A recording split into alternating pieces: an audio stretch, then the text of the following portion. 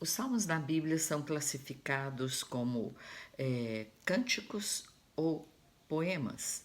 E o Salmo 28 é um salmo de Davi, ele é considerado um salmo de lamentação, porque nesse salmo Davi coloca diante do Senhor toda sua instabilidade, insegurança e confusão que ele vem sofrendo por causa das perseguições dos seus inimigos. Então ele começa o salmo dizendo assim: A ti clamo, ó Senhor, rocha minha. Ele chama o Senhor de rocha. Não emudeças para comigo, pois se te calares a meu respeito, serei semelhante aos que descem a cova. Então aqui ele coloca a necessidade dele intensa de ouvir a voz de Deus. E ele fala para o Senhor que se o Senhor não o ouvisse, ele seria como um morto. Então ele começa esse salmo invocando o Senhor como sendo a rocha da vida dele.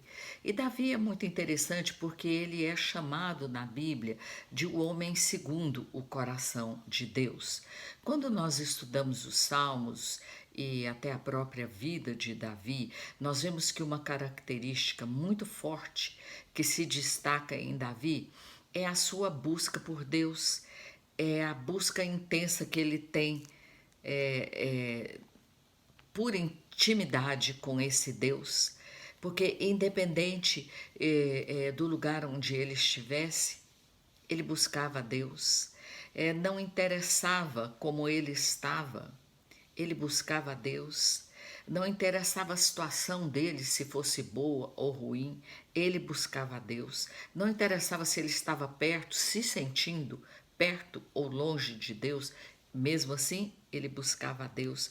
Nos momentos de alegria, nos momentos que ele podia liberar cânticos de adoração, ele buscava a Deus. Nos momentos de comunhão com os irmãos, ele buscava a Deus.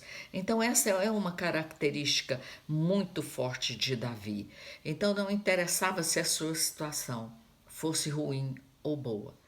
Mesmo assim, ele continuava buscando intensamente a Deus. E também ele sabia identificar o seu problema. Mesmo adorando a Deus, ele começa seus salmos, né? Sempre adorando a Deus, a te clamo, ou clamando, ou invocando a presença de Deus, né? Mas ele imediatamente ele coloca a aflição da vida dele, a aflição que a alma dele vem passando, ele é hábil em colocar diante de Deus. O Salmo 23, que é um salmo considerado um clássico, né, na literatura mundial, ele começa o salmo dizendo: O Senhor é o meu pastor e nada me faltará. Aí nesse salmo ele vai desenvolver a companhia do Senhor, ele vai desenvolver é, toda a boa mão do Senhor sobre a vida dele, né? No Salmo 32, ele fala: bem-aventurado o homem cuja transgressão é perdoada e cujo pecado é coberto. Nesse salmo ele vai falar de uma busca por reconciliação, uma busca por perdão. O Salmo 27, ele diz: O Senhor é a minha luz e a minha salvação. A quem temerei? O Senhor é a força da minha vida. De quem terei medo? Então, a busca de Davi para com o Senhor é sempre muito intensa, uma busca de intimidade muito grande. Esse eu creio que é um dos motivos que ele é chamado o homem de segundo o coração de Deus. E nesse Salmo 28, ele começa chamando a Deus, a te clamo. Ele invoca a Deus: Eu te clamo, ó Senhor, rocha minha. Sabemos que na Bíblia a rocha tem o significado de fundamento espiritual. A rocha é o lugar onde Deus nos coloca, ou nós podemos fazer como Davi, clamar ao Senhor que nos coloque sobre essa rocha, sobre esse fundamento espiritual. É o lugar onde nós firmamos a nossa vida, é o lugar onde nós firmamos as nossas direções, as nossas decisões, é o lugar onde nós firmamos os nossos passos, né? É, Jesus é a nossa rocha. Jesus é o fundamento da nossa vida. Jesus é a pedra de esquina, né? Jesus é onde toda construção, Jesus é aquele onde todo fundamento de fé deve ser colocado. Em Romanos 9:3, Paulo cita o Velho Testamento, especificamente Isaías. Ele diz assim, como está escrito: vede, eu ponho em Sião uma pedra de tropeço e uma rocha de escândalo, e todo aquele que nela crer não será confundido. Então, aqui é colocado que a princípio Jesus seria como uma pedra de tropeço, como uma rocha de escândalo, né? Mas aí o Senhor coloca que todo aquele que nele crer não será confundido, não haverá confusão na sua vida. Isaías 28:16 diz assim: portanto, assim diz o Senhor Deus: vede, assentei em Sião uma pedra já provada, pedra preciosa de esquina, que está bem firme e fundamentada. E aquele que crê, que nela crê, não será confundido. Novamente, a confusão está fora.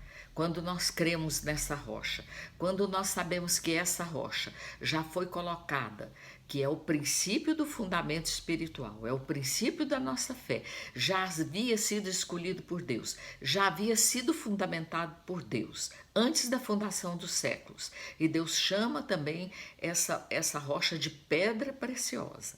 E essa pedra preciosa, nós sabemos, essa rocha firme, nós sabemos que é o nosso Senhor Jesus Cristo.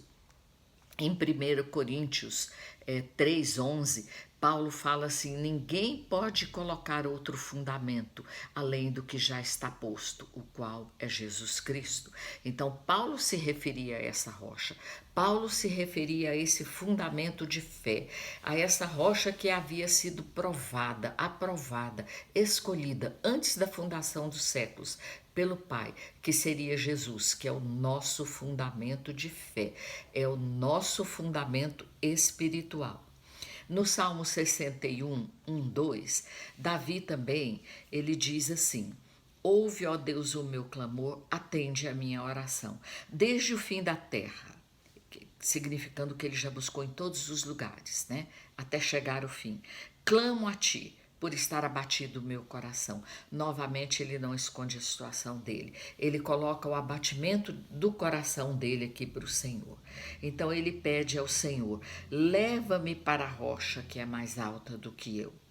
Então, Davi sabia que mesmo ele estando bem ou não estando, existia uma rocha que era mais alta do que ele.